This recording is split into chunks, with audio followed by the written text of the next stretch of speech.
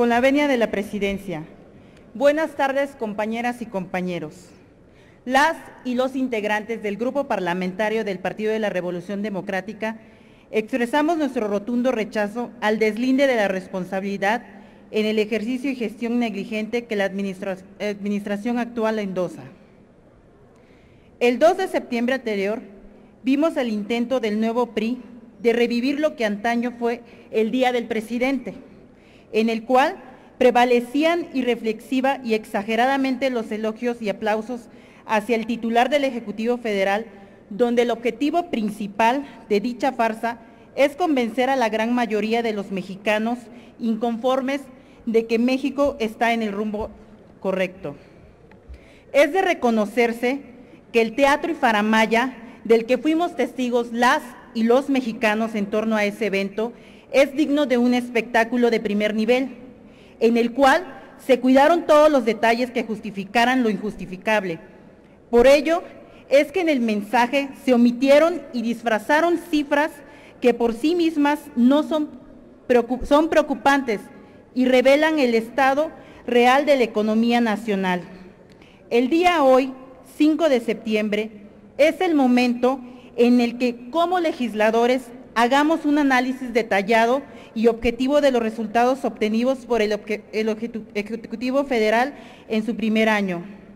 En primer lugar, es importante resaltar que la economía mexicana no logra salir del estancamiento de los últimos 15 años.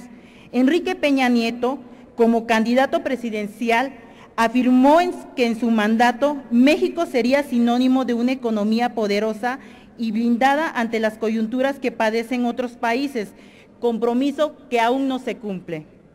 Sin embargo, la realidad es otra, derivado del hecho que las proyecciones de crecimiento económico del país para el 2013 han sido ajustadas a la baja, por tanto, por la Secretaría de Hacienda y Crédito Público, al descender sus estimaciones del 3.5% a 1.8%, como por los grupos financieros, Bancomer calcula que el país crecerá 1.3%, mientras que Banamex dice que estima una tasa del 1.2% al término del presente año. Por lo tanto, es evidente que el país ha presentado una constante desaceleración económica este año. Prueba de esto es la tendencia del ciclo que elabora el Instituto Nacional de Estadística y Geografía, la cual revela que en el segundo trimestre de 2013 la economía cayó 0.44% en comparación con los 3 meses anteriores, cuando acumuló una contracción de 0.02%. La anterior situación evidencia la mentira que se ha logrado mantener al país en una estabilidad macroeconómica a pesar de las turbulencias externas. Según organismos internacionales como la CEPAL, México requiere un crecimiento mínimo del 6% anual para tener una economía sólida, cifra de la cual nos encontramos muy por debajo. Cabe denunciar que el raquítico crecimiento proyectado para nuestro país en el 2013 no tiene su origen por fenómenos exógenos, como lo justifica el Ejecutivo Federal, en el primer informe de gobierno, enunciando que el país no crece a los niveles proyectados a causa de la crisis económica que resienten las economías a las que está vinculada comercialmente. Sin embargo, dichas afirmaciones quedan invalidadas si consideramos que Estados Unidos ha retomado un firme crecimiento y Europa presenta una sostenida recuperación de acuerdo con el último reporte de la OCDE. Estados Unidos, Japón y Alemania tendrán un crecimiento anualizado en torno al 2.5% para el tercero y cuarto trimestre del 2013. Lo anterior evidencia que por sí mismos no tenemos rumbo en materia económica, no existe una visión de gobierno, ni mucho menos una estrategia sólida para transformar a México en una de las grandes economías del mundo. No es culpa de los demás, por el contrario, es responsabilidad de la política económica equivocada aplicada en el país y la ineficacia del Ejecutivo Federal, como lo fue la aplicación tardía de los recursos aprobados en el presupuesto de egresos para el presente año. La ineficiencia de la actual administración no radica en el subejercicio, ya que suponiendo, sin conceder, que actualmente esta casi es inexistente, el error consistió en que los recursos considerados en el presupuesto de egreso se comenzaron a ejecutar con menos prontitud que en años anteriores, situación que implicó directamente que se afectara a las cadenas productivas que dependen de los recursos del presupuesto público, así como indirectamente a toda la economía nacional al verse reducido el flujo de recursos. ¿A quién se le ocurre mover a México si no puede ni tan siquiera ejercer el presupuesto? Sumado a lo anterior, México presenta elevados niveles de informabilidad, mismos que repercuten directamente en la calidad de vida de las y los mexicanos. Si a la fecha no hemos experimentado crecimiento económico, mucho menos podemos presumir el desarrollo económico del que tanto alarde hace el presidente de la República. El crecimiento constante y con mayor capacidad generadora de empleo sigue siendo el punto pendiente más importante que actualmente tenemos en materia económica y para la cual no se ve una estrategia sólida y real para subsanarla. El mal rumbo que lleva nuestro país ha provocado una desaceleración económica y repercutido a su vez una menor generación de empleo.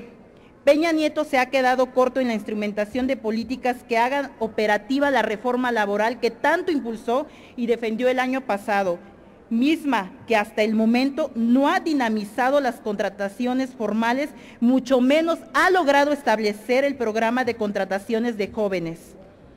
Por ello, es que consideramos que la reforma energética que usted propuso impulsar y la posibilidad de gravar con IVA, alimentos y medicinas, solo repercutiría en el deterioro económico del país y de la población más vulnerable.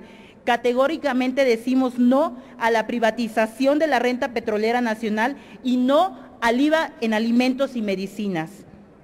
El primer informe de gobierno deja claro que en el país estamos en crisis de empleo, muy lejos de alcanzar la meta que planteó el Ejecutivo con la reforma laboral al prometer 800,000 empleos, nuevos puestos de trabajo en el 2013. De acuerdo a las estadísticas de la Secretaría de Trabajo y Previsión Social, exceptuando el periodo de crisis económica de 2008-2009, la creación de trabajos formales en 2013 ha sido la más baja en los últimos 6 años, al registrar 300,689 nuevos asegurados en el Instituto Mexicano del Seguro Social, cifra que dista mucho más de las plasmadas en el primer informe de gobierno. De esta manera, el desempleo en México, que tenía una tasa del 4.47% de la población económicamente activa, en diciembre del 2012 pasó al 5.1% en julio de este año, provocando que el consumo interno en enero a junio cayera el 7.25%.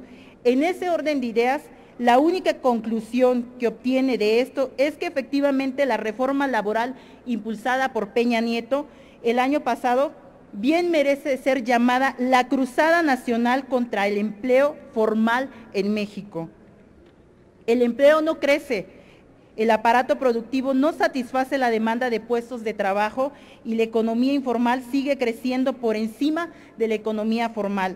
La distribución de la riqueza sigue siendo desigual, ha fracasado en elevar la capacidad productiva del país y seguimos siendo dependientes de otras economías como la de Estados Unidos, que representan más del 60% de la relación económica internacional de México.